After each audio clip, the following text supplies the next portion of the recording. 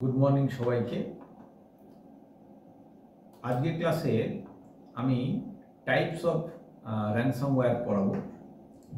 Types of ransomware কাকে বলে এটা তো তোমাদের আগে বলেছিলাম। র্যানসামওয়্যার মানে এমন একটা সফটওয়্যার যেটা কি করে, তোমার কম্পিউটারে ঢুকে কম্পিউটারটাকে লক করে দেয় বা বিভিন্ন রকমভাবেই মুক্তিপণ দাবি করে। মানে তুমি যদি কম্পিউটারটা আবার ব্যবহার করতে চাও তাহলে মুক্তিপণ দাবি করে। সেটার আবার অনেক রকম টাইপ আছে, সেই টাইপগুলো আজকের ক্লাসে আমি বলছি। যেমন ধরো স্ক্রিন লকার মানে তোমার সিস্টেমটাকে সম্পূর্ণভাবে লক করে দেবে এই সফটওয়্যারটা। তুমি কি করবে, যখনই ঢুকতে চেষ্টা করবে তোমার স্ক্রিন দেখবে লক হয়ে আছে, শুধুমাত্র একটা স্ক্রিন খোলা আছে, সেই স্ক্রিনে তোমার কাছ থেকে মুক্তিপণ চাওয়া হচ্ছে। তুমি যদি টাকা পেমেন্ট করে দাও তাহলে তোমার স্ক্রিনটা খুলে যাবে এবং তুমি তোমার নর্মাল অ্যাজ ইউজুয়াল কাজগুলো করতে পারবে। আচ্ছা, এরপরে যেটা আছে সেটা হচ্ছে স্কোয়ারওয়্যার মানে হচ্ছে একটা ভীতি প্রদর্শন করা। মানে হঠাৎ করে কম্পিউটারে কাজ করছো, হঠাৎ দেখবে একটা মেসেজ এলো এবং সেই মেসেজটা এমনভাবে ভয় দেখাচ্ছে যে তোমাকে একটা বাটনে ক্লিক করতে বলছে। ধরো বলছে যে তোমার আইপি অ্যাড্রেস হ্যাক হচ্ছে, তুমি শিগগিরই এটাতে ক্লিক করো। অথবা বলছে যে তোমার মানে পেমেন্ট গেটওয়ে ওপেন হয়ে গেছে, তোমার ব্যাংক থেকে টাকা তুলে নিচ্ছে, তুমি এটাতে ক্লিক করো। তো সেইটা হচ্ছে স্কেয়ারওয়্যার। তুমি যেই ক্লিক করবে সঙ্গে সঙ্গে কী হবে, সত্যি সত্যি তোমার কম্পিউটারের হ্যাকিং হয়ে যাবে এবং তোমার কম্পিউটারের কিছু না কিছু জিনিস লক করে তোমার কাছ থেকে মুক্তিপণ চাওয়া হবে। এর পরেরটা হচ্ছে ক্রিপ্টো র্যানসামওয়্যার যখন তোমার কম্পিউটারে ঢুকে যায় তখন কি হয়, স্পেসিফিক কিছু ফাইলকে এনক্রিপ্ট করে ফেলে।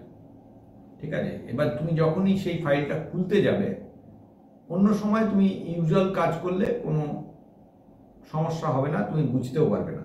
কিন্তু যেই ওই ফাইলটা খুলতে যাবে, যে ফাইলটা লক হয়ে গেছে, সেই ফাইলটা তোমাকে একটা স্ক্রিন দেখাবে এবং বলবে যে এত টাকা দাও, তাহলে তোমাকে ডিক্রিপ্ট করার জন্য আমি একটা ফাইল দেবো বা একটা কি দেবো, যেটা দিয়ে তুমি ওই ফাইলটা ডিক্রিপ্ট করে খুলে নিয়ে কাজ করতে পারবে।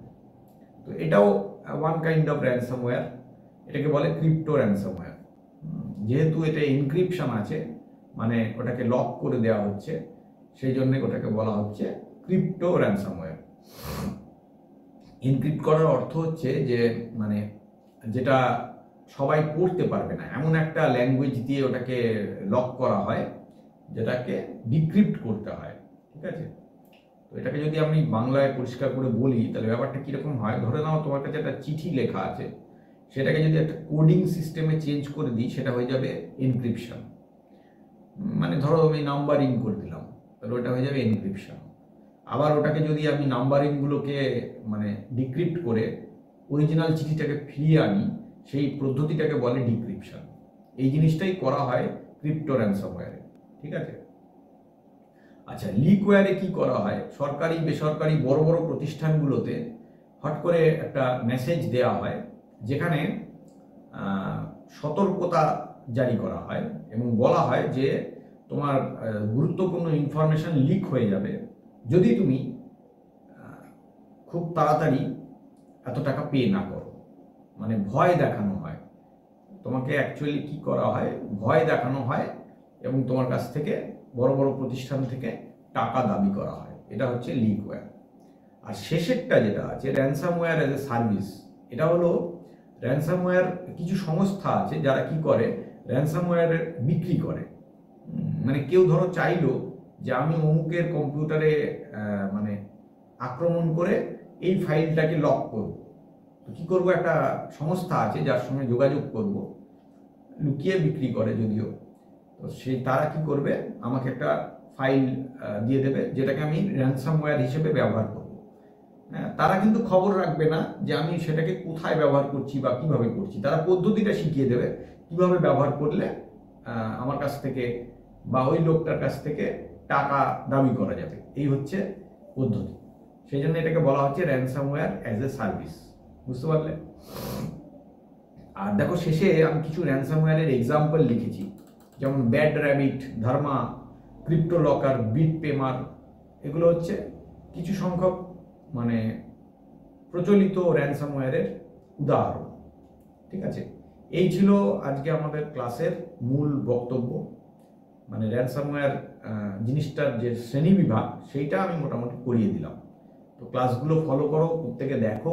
এটা আমি একটু পরে করালাম, যেহেতু তোমাদের সিলেবাসটা মোটামুটি কমপ্লিট হয়ে এসছে, সেই জন্য একটু পরে করালাম। ভালো লাগবে, নিশ্চয়ই ভালো লাগবে। প্রত্যেকটা ক্লাস অ্যাটেন্ড করলে নিশ্চয়ই ভালো লাগবে।